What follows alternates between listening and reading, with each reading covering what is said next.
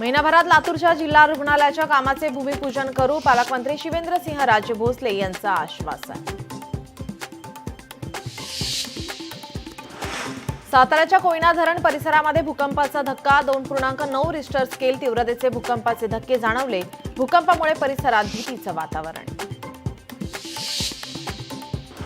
अमरावतीच्या चांदूर बाजार तालुक्यातील माधान गावात ढगफुटी सदृश पाऊस. ढगफुटीच्या मुसळधार पावसामुळे संपूर्ण गावाला तलावाचे स्वरूप. शेकडो घरात पावसाचे पाणी शिरले तर पिके देखील पाण्याखाली गेली.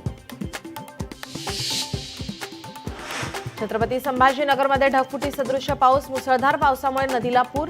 शेतात पावसाचं पाणी साचलं. प्रशासनाकडून खबरदारी घेण्याचे आदेश. सिंधुदुर्ग जिल्ह्यामध्ये पावसाची जोरदार बॅटिंग. जिल्ह्यातील अनेक भागात मुसळधार पाऊस. पाऊस कायम राहिल्यास पूरस्थिती निर्माण होऊ शकते. वाशिम जिल्ह्यात मुसळधार पाऊस. संततधार सुरू असलेल्या पावसामुळे वाशिममधील जनजीवन विस्कळीत. प्रशासनाने केलं नागरिकांना सुरक्षित राहण्याचे आवाहन.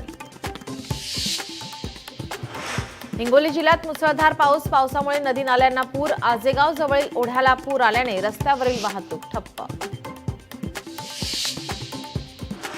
धाराशिवमध्ये मुसळधार पाऊस. मुसळधार पावसामुळे तेरणा धरण ओव्हरफ्लो. धरणावरील अरुंद पुलावर लोकांची गर्दी. धरण ओव्हरफ्लो झाल्याने परिसरातील गावांना मोठा दिलासा.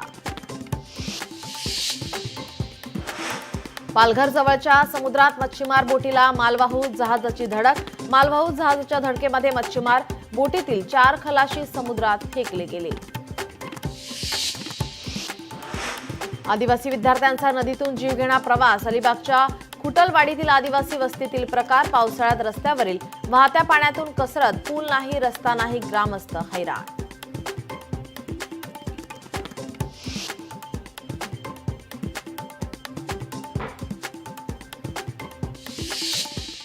नमस्कार, मी नीलम जगताप साबळे. सर्व प्रेक्षकांना गोकुळ अष्टमीच्या खूप खूप शुभेच्छा. आता बुलेटिनच्या सुरुवातीला एक नजर टाकूयात हेडलाईन्सवर.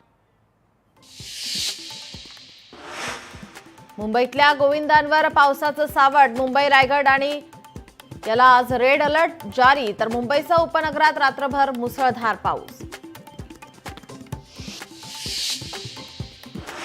मध्य रेल्वेची लोकल वाहतूक 15 ते 20 मिनिटं विलंबाने. सायन स्थानकातील रेल्वे रुळालगत साचलं पाणी.